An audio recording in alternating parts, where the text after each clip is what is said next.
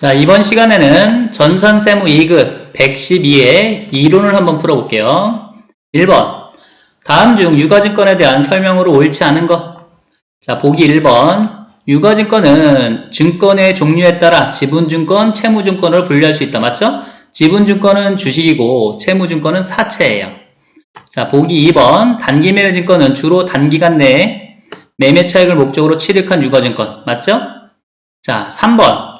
지분증권은 단기매매증권과 매도관증권으로 분류할 수 있으나 만기보유증권으로 분류할 수 없다. 자, 만기보유증권은 지분증권은 없어요. 채무증권에만 있죠. 그래서 3번도 맞는 얘기. 자, 보고기간 종료일로부터 1년 이내에 만기가 도래하는 만기보유증권의 경우 단기매매증권으로 변경하여 유동자산으로 재분류해야 된다. 자, 만기보유증권인데 결산일 현재 1년 이내에 만기가 도래해요. 그러면 계정과목은 안 바뀌어요. 만기보유증권 그대로 쓰고 그 대신 계정과목 코드만 투자자산에서 유동자산으로 바뀌는 거죠. 당좌자산으로 바뀌어요. 그래서 계정과목은 바뀌지 않는다. 4번이 틀렸어요. 자, 2번 문제. 다음에 회계상 거래가 2023년 재무제표에 미치는 영향으로 옳지 않은 것. 자, 영업부의 업무용 차량에 대한 보험료. 그쵸? 올해 7월부터 내년 6월 이렇게 생각하면 되겠죠? 자, 7월 1일에 지급하고 전부 비용으로 회계 처리했으나 결산 때 결산 분계를 하지 않은 거예요. 자, 그러면 분계를 어떻게 해야 돼요? 차변에 선급 비용, 대변에 보험료, 이렇게 분계를 해야 되겠죠. 자, 이렇게 분계를 했으면 자산이 어떻게 됐어요? 자산 증가. 그쵸? 그런데 하지 않았으니까 자산이 어떻게 됐다? 감소를 했겠죠. 빨간색으로 표시를 해볼게요. 감사가 아니라 감소. 이렇게. 자, 원래 분계를 했으면 자산의 증가였을 거 아니에요. 그죠? 근데 분계를 하지 않았으니까 자산이 감소된 거죠. 자, 보험료. 이렇게 오타가 많이 나와. 그죠? 보험료. 자, 비용이, 원래 비용은 차변의 증가잖아요. 그죠? 대변의 소멸이야. 감소라고 쓸게요. 자, 비용이 이렇게 분계를 하면 감소가 되겠죠. 근데 분계를 하지 않았으니까 증가가 된 거예요. 그래서 지금 빨간색이 영향을 주는 거죠. 자, 그리고 보기 보니까 좀 만약에 비용이 증가됐으면 당기순이익, 당수는 어떻게 됐어요? 당수는 감소했겠죠. 이렇게.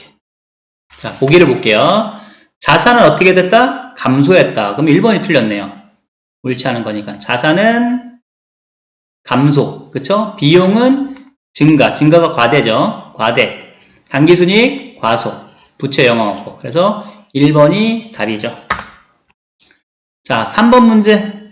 다음 중 유형자산의 취득 이후 지출에 대한 설명으로 가장 옳지 않은 것. 자, 유형자산의 인식 기준을 충족하는 경우에는 자본적 지출로 처리하고 충족하지 못한 경우는 수익적 지출. 그죠? 자본적 지출은 자산으로 처리, 수익적 지출은 비용으로 처리. 이렇게 되겠죠? 자, 본래 용도를 변경하기 위한 지출은 자본적 지출. 맞죠? 본래 용도를 변경하는 거는 자본적 지출이에요. 뭐 개조 이런 것도 여기에 해당되겠죠? 자, 자산의 원상 회복, 수선 유지를 위한 지출은 자본적 지출이 아니라 뭐예요? 수익적 지출이에요.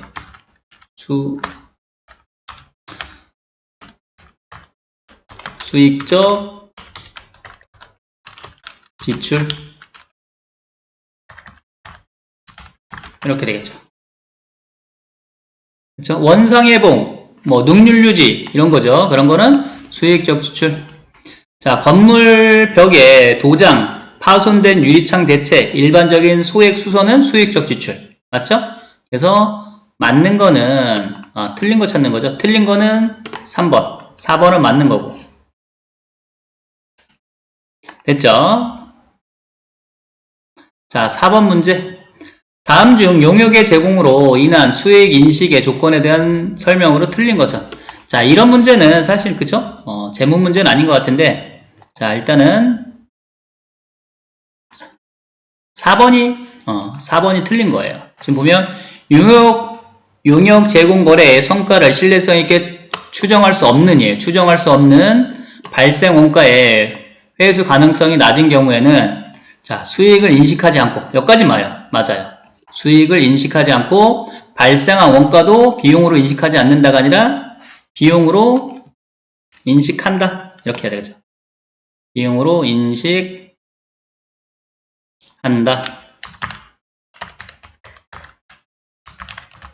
이렇게. 그래서 4번이 틀렸어요. 자, 5번 문제. 다음 중 일반 기업회계 기준상 보수주의에 대한 예시로 옳지 않은 것은? 자, 보수주의는 뭐예요? 보수주의는 자, 이익은 적게. 그쵸? 이익은 적게. 그 다음에 비용은 많이 계상하는 거야. 그러면 당기순이익이 어떻게 돼요? 당순이 감소하겠죠. 보수주의는 이익은 적게 계상하고 비용은 많이 계상해서 당기순이익을 최대한 줄이려고 그러는 거죠. 자, 그래서 재고자산의 평가시 저가주의를 따른다. 그렇죠? 이것도 보수주의와 관련이 있어요. 자, 회계연도에 이익을 줄이기 위해서 자, 내용연수 임의로 단축하면 된다, 안 된다? 이건 안 되겠죠. 이건 회계 오류예요. 그래서 2번이 틀렸네요. 자, 그 다음에 물가 상승 시 재고자산 평가 방법으로 후입선출법을, 그쵸? 자, 그러면 후입선출법을 선택하면 이익이 어떻게 돼요? 이익이 가장 적죠. 적게 계산되니까. 선입선출법을 적용하면 이익이 가장 크죠. 우리 배웠잖아요, 그죠? 이익이 큰 순서 선입, 평균, 후입이에요. 그래서 후입선출법을 적용하면 이익이 적게 계산되니까. 자, 우발 손실은 인식하나 우발 이익은 인식하지 않는다. 그러면 우발 손실은 비용으로 인식하고 우발 이익을 인식하지 않는 경우도 뭐예요? 보수주의로 볼 수 있겠죠. 그래서 틀린 거는 2번. 자, 6번 원가 문제. 다음 중 원가 행태, 조업도에 따른 분류에 대한 설명으로 가장 틀린 것은? 자, 여기 보시면 조업도가 증가할 때 고변호사, 고정비, 변동비, 단단, 총총 아시죠? 그래서 단위당 원가 감소하고 총원가 증가하고 나머지 일정하고 이렇게. 자, 고정원가는 조업도 변동과 관계없이 일정하게 발생하는, 그쵸? 총원가가 일정하게 발생하죠. 그쵸? 고정원가는 총원가가 일정하게 발생한다. 맞죠? 조업도가 증가하면 총변동원가는, 그쵸? 총변동원가는 증가해요. 만약에 조업도가 감소하면 어떻게 돼요? 얘도 감소하겠죠. 자, 제조공장의 임차료는 대표적인 고정비다. 그쵸? 임차료는 고정비예요. 그쵸? 생산과 관련 없이 일정하게 발생하는 고정비다. 자, 조업도가 감소하면 단위당 변동원가. 자, 조업도가 감소하더라도 단위당 변동원가는 일정해요. 일정한 거는 항상, 그쵸? 조업도가 증가 또는 감소할 때 영향을 주지 않아요. 지금 조업도가 증가할 때 변하는 거는, 그쵸? 증가하거나 감소할 때 변하는 거는 여기죠, 여기. 만약에 조업도가 감소하면 고정비의 단위당 원가는 증가할 거고, 변동비의 총원가는 감소하겠죠, 이렇게. 그래서 틀린 거는 4번. 됐죠? 자, 7번 문제. 한국은 제조간접 원가를 집정 노무 시간 기준으로 배부하고 있으며 제조간접 원가 배부율은 시간당 2,000원이다. 제조간접 원가 실제 발생액은 1,800만원이고 실제 노무 시간이 10,000시간 발생할 경우 제조간접 원가 배부 차이는, 자, 무슨 식이 필요해요? 예예실. 예정 배부는 예 곱하기 실이죠. 곱하기 실. 이렇게. 이게 예정 배부 식이죠. 예정 배부.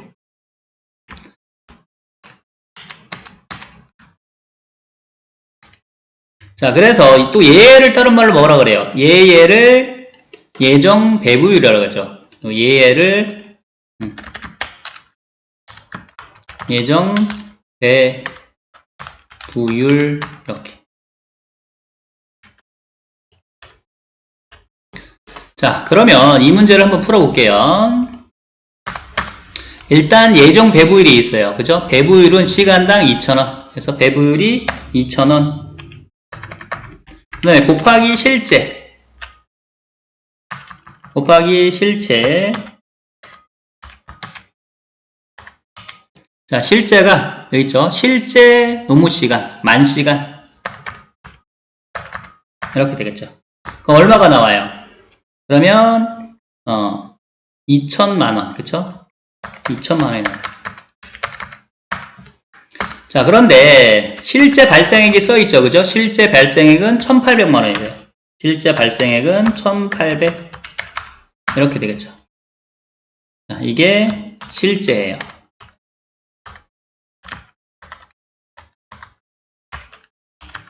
실제. 자, 그러면 실제보다 예정 때 과소배부였어요? 과대배부였어요? 그쵸? 자, 실제보다 이렇게 생각하는데 실제보다 예정 때 과대배부한 거죠. 과대배부 얼마? 200만원. 이렇게 되겠죠. 그래서 여기 첫 번째 줄이 예정배부죠. 예정배부식은 뭐다? 예예실. 예를 다른 말로 예정배부율 곱하기 실제시간. 이렇게 되겠죠. 그래서 예정배부가 2천만원인데 실제가 1,800만원이니까 그쵸? 실제보다 200만원 과대배부했다. 이렇게 표현할 수가 있겠죠. 그럼 몇 번이에요? 1번이 답이죠. 자, 다음 문제 볼까요? 8번. 자, 다음에 한국의 제주활동과 관련된 물량흐름 관련 자료이다. 이에 대한 설명으로 옳은 거. 자, 지금 보시면 기초가 500개, 단기 착수가 5000개. 그쵸? 더하고 기말 제공품 빼면 완성이 나와요. 완성. 자, 그러면 500개 플러스 5000개 마이너스 300 하면 완성이 몇 개예요? 완성이 5200개가 완성이네요. 5200 이렇게 되겠죠. 요거는 이제 장부상 완성이죠. 장부 완성. 자, 실제 완성을 구할게요. 실제 완성. 실제 완성은 몇 개냐면, 자, 보세요. 자, 5200개가 완성이 돼요. 장부로 봤을 때 5200개가 완성이 돼야 되는데, 공송품이 뭐예요? 공송품은 불량품이에요. 불량품이 700개가 났어요. 그러면, 5200개에서 700개를 빼면, 얼마예요? 4500개. 이렇게. 그래서, 4500개가 실제 완성이다. 이렇게 되겠죠. 그렇죠? 원래는 5200개가 완성이 돼야 되는데, 공송품보다 불량품이 700개 났으니까 700개 빼면 실제로 완성된 거는 4500개다. 이렇게 알 수 있겠죠. 자, 그러면 보기를 볼게요. 완성품의 10%가 정상 공손이며 완성품 수량은 4200개. 자, 뭐 여기 앞에는 중요한 게 아니고 자, 완성품 수량이 몇 개예요? 여기 있잖아요. 4500개죠. 그러니까 틀렸어요. 완성품 수량은 4500개가 된다. 이렇게. 자, 완성품의 10%가 정상 공손이면 완성품 여길 말하는 거예요. 여기. 자, 실제 완성 4500개의 10% 하면 몇 개가 나와요? 450개. 450개가 뭐겠어요? 잠깐만요. 이게 그 정상 공손이 되겠죠. 완성품의 10%가 정성 공손이면, 그쵸? 정성 공손 수량은 이거의 10%가 450이니까 450개. 자, 완성품의 10%가 정상 공손이면 비정상 공손은, 자, 정상 공손이 450개잖아요. 그죠? 그러면 총 공손이 700개예요. 700개에서 450개를 빼면 몇 개가 나와요? 250개가 나오네. 250. 이렇게 되겠죠. 그럼 비정상 공손은 250개다. 이렇게 되겠죠. 그래서 250개가 비정상 공손. 자, 완성품의 10%가 정상 공손이면 정상 공손 수량은 몇 개? 450개. 그래서 맞는 거는 2번이죠. 됐죠? 자, 9번. 다음 중 개별원가 계산에 대한 설명으로 옳지 않은 거. 작업 원가표를 근거로 원가 계산을 한다. 맞죠? 직접 원가와 간접 원가 구분이 중요하다. 그렇죠. 개별 원가는 직접 원가, 간접 원가 구분이 중요하고 또 제조 간접 원가 배부가 중요해요. 맞죠? 자, 공정별로 벌써 여기 나오면 틀린 거죠. 공정은 뭐의 특징이에요? 종합원가의 특징이에요. 그래서 3번은 종합원가 설명이죠. 공정별 제품원가 집계 후 해당 공정의 생산량으로 나누어 단위나 원가를 계산하는 방법은 종합원가다. 자, 주문 생산 개별원가죠.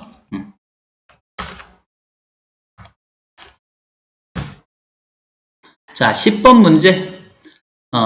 아래 자료를 이용하여 평균법에 의한 가공원가의 완성품 환산량. 자, 가공원가의 완성품 환산량.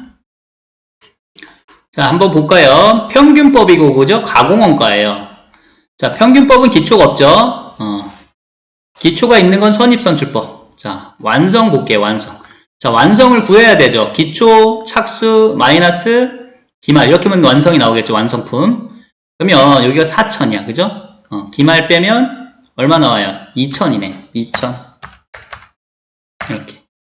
자, 그 다음에 가공원가는 무조건 뭐예요? 완성도를 곱해야 돼요. 기말이 2,000개 곱하기 40%. 2, 4, 8. 그럼 몇 개? 800개. 이렇게 되겠죠. 그러면 완성품 환산량이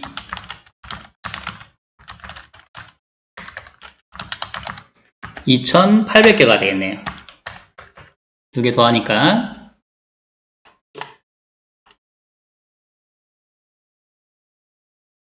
그럼 답은 1번.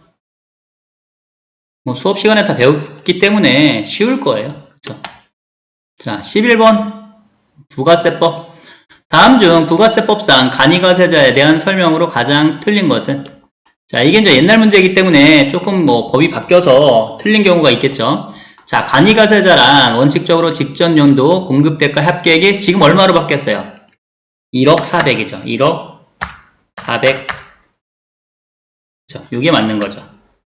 1억 400. 그래서 1번도 일단 틀렸다. 그쵸? 옛날 기준으로 하면 맞긴 맞는 건데, 그죠? 지금 기준으로 하면 틀렸죠. 8천만 원이 아니라 1억 400.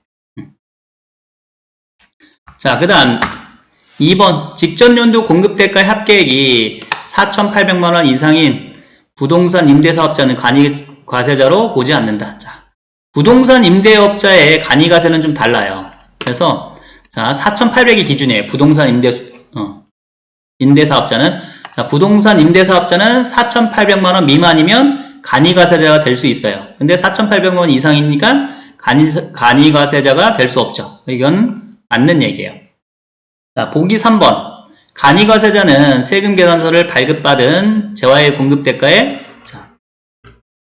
1%가 아니라 몇 퍼센트? 0.5%예요. 0.5%. 1%가 아니라 0.5%. 그래서 3번도 틀렸어요. 이렇게. 자, 직전 연도 공급대가의 합계액이 4,800만원 미만인 간이과세자는 세금계산을 발행할 수 없죠. 그렇죠? 간이과세자 중에 4,800이 넘으면 세금계산서를 발행할 수 있고, 이렇게 미만이면 세금계산을 발행할 수 없다. 이렇게 돼요. 그래서 11번은 1번, 3번이 틀렸다. 그렇죠? 예전엔 8천만원인데 지금 얼마? 1억 400. 그리고 1%가 아니라 0.5% 이렇게 되겠죠. 자, 12번 문제. 다음 중 부가세법상 의제 매입세 공제에 관한 내용으로 가장 틀린 것. 자, 의제 매입세액은 면세 농산물 등을 공급받거나 수입한 날이 속하는 과세기간에 매출세액에서 공제한다. 그죠? 없는 매입세액을 만들어주는 게 의제 매입세액이죠. 그래서 1번 맞고. 자, 의제 매입세 공제는 사업자 등록을 한 부가치세 과세 사업자가 적용 대상이며 미등록자는 허용되지 않는다. 그쵸? 그러니까 이건 당연한 거죠. 사업자 등록이 있어야 되겠죠. 자, 면세 농산물 등의 매입가액에는 운임 등의 직접 부대 비용 및 관세를 포함한다. 자, 일단은 의제 매입세 대상은 농수산물 같은 것만 돼요. 그래서 운반비 이런 거는 된다, 안 된다? 안 된다. 그래서 3번이 틀렸죠. 자, 4번 보면 면세 농산물 등에 대하여 세금 계산서 없이도 일단 면세 농산물이니까 세금 계산서 없죠. 그래서 매입세액이 없어. 그죠? 매입세액이 없잖아요. 그죠? 그런데 자, 이 매입세액을 만들어주는 거기 때문에 의제 매입세액이에요. 그래서 4번도 맞는 얘기죠. 자, 13번. 다음 중 소득세법상 근로소득에 관련된 내용으로 틀린 것은? 자, 식사나 기타 음식물을 제공받지 않는 근로자가 받는 월 20만원 이하의 식사대는 비과세. 맞죠? 식사를 제공하지 않아야 돼요. 비과세가 되려면. 그래서 1번 맞고. 자, 보기 2번. 종업원이 지급받은 경조금 중 사회통념상 타당하다고 인정되는 범위 내의 금액은 근로소득으로 보지 않는다. 그쵸? 고용관계에 의하여 지급받은 강연료는 근로소득에 해당돼요. 그 다음에 자, 근로자의 가족에 대한 학자금은 비과세가 아니라 뭐예요? 과세죠. 과세.